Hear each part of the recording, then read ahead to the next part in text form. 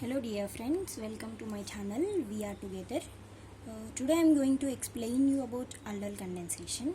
Aldol condensation was undergone by aldehydes or ketones, which are carbonyl compounds, especially the carbonyl compounds which contain alpha hydrogen will give this aldol condensation. So coming to the carbonyl compounds are the one which have this carbonyl group attached to alkyl groups. If they are attached to two alkyl groups, we call them as ketones, and if they are attached to one alkyl group and one hydrogen, we call them as aldehydes. And this R group, either it can be an alkyl or a aryl group. So coming to the steps involved in aldol condensation, there are two steps involved. First one will be aldol reaction and followed by a dehydration or condensation reaction. So first one, aldol reaction. So the aldehydes or ketones with alpha hydrogen undergo self addition in the presence of base to form a beta hydroxyaldehydes or a beta hydroxy ketones. If it is a beta hydroxyaldehyde, we call them as a aldol. If it is a beta hydroxy ketone, we call it as a ketol. So the word aldol came from this. The ald means is from aldehyde and the all is from alcohol, which tells you that your product will consisting of this both aldehyde and alcohol functional group. We'll see an example with a simple aldehyde, that is acetaldehyde, which contain this alpha hydrogens. So when acetaldehyde reacted with one more mole of acetaldehyde in the presence of base, it gives you a beta hydroxy aldehyde. So this gives you a beta hydroxy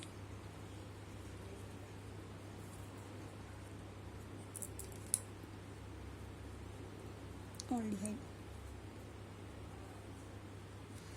So in the next step, the formed beta hydroxyaldehyde will undergo dehydration. Here dehydration means a removal of water molecule, which is an elimination reaction, and the removal of water molecule is also called as condensation.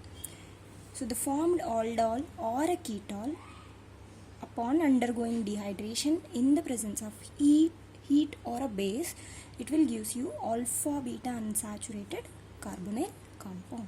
So this is the form beta hydroxy ketone or aldehyde, beta hydroxy aldehyde here. This form beta hydroxy aldehyde undergo dehydration, removal of water molecule.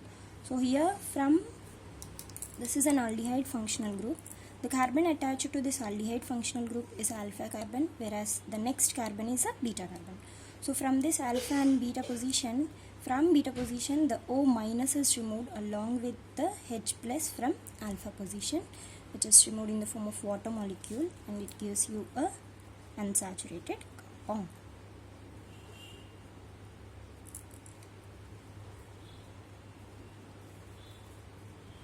This is the final step. So the formed beta hydroxyaldehyde undergo dehydration to give you alpha beta unsaturated carbonyl compound. So alpha carbon and beta carbon. The unsaturation was present at alpha and beta position. That's why it is alpha beta unsaturated carbonyl compound. Coming to the mechanism which involved in this aldol condensation, this mechanism consisting of two steps. So here simply before going to mechanism, simply if you want to remember the reaction, so here same, from this acetaldehyde, 2 moles of acetaldehyde, simply water molecule was removed. This 2 water molecules, this oxygen was removed in the form of H2O and give you a alpha beta unsaturated compound. So here the CH, this double bond was made with this carbon, so which is a doubly bonded to a next aldehyde molecule. So finally we got this alpha beta unsaturated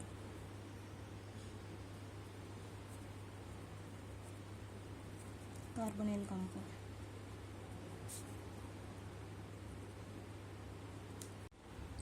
Coming to the mechanism, the first step is formation of enolate ion. Here the enolate ion is formed from 1 mole of your acetaldehyde.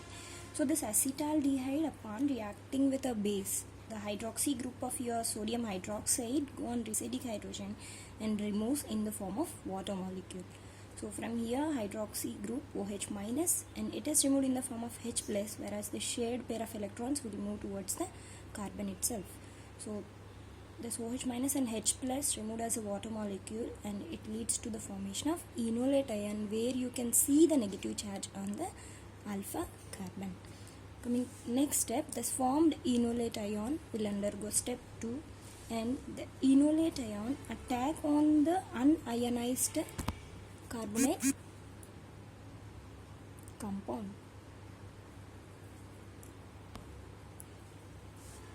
So this enolate ion will go and attack on the carbon of a carbonyl compound, because this carbon oxygen bond can develop a partial positive charge. That's why this negative charged enolate ion will go and attack on the positive charged carbonyl carbon, and it leads to the formation of an intermediate where you can see the negative charge present on the oxygen atom.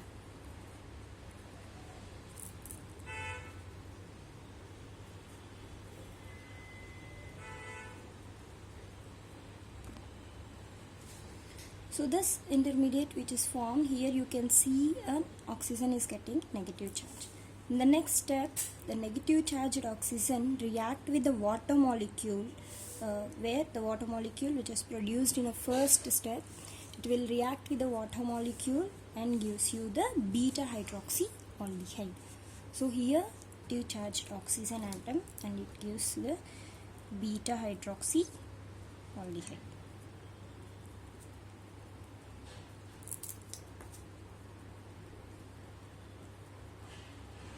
Like this, a beta hydroxyaldehyde is going to form, which we call it as a aldol. So here it is aldol because it is consisting of an aldehyde group, whereas it also consisting of hydroxy group, which we call as a alcohols. Aldol. The addition or condensation, the formed beta hydroxyaldehyde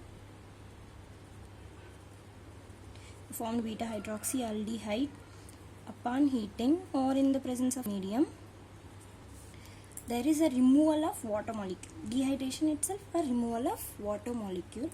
So here OH from beta position and H plus, OH minus and H plus, especially from beta and alpha positions, remove as a water molecule H2O and unsaturated carbonyl compounds. So if it is aldehyde, then it is a alpha beta unsaturated aldehyde. If it is a ketone, then it is a alpha beta unsaturated ketone.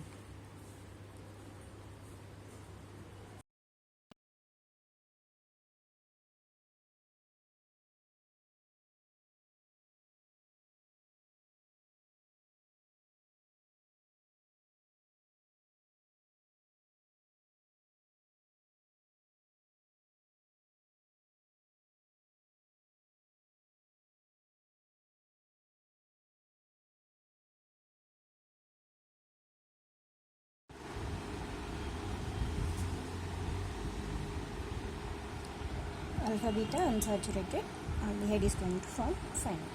So all these steps which are involved in the mechanism are reversible. So as enolate ion formed from acetaldehyde, it can go back, which can again form a acetaldehyde from a enolate. Like this, all steps which are involved in the reaction are reversible. They can form the starting material again. Even this dehydration step as well. So all of them are reversible. Thank you for watching the video, and if you like, share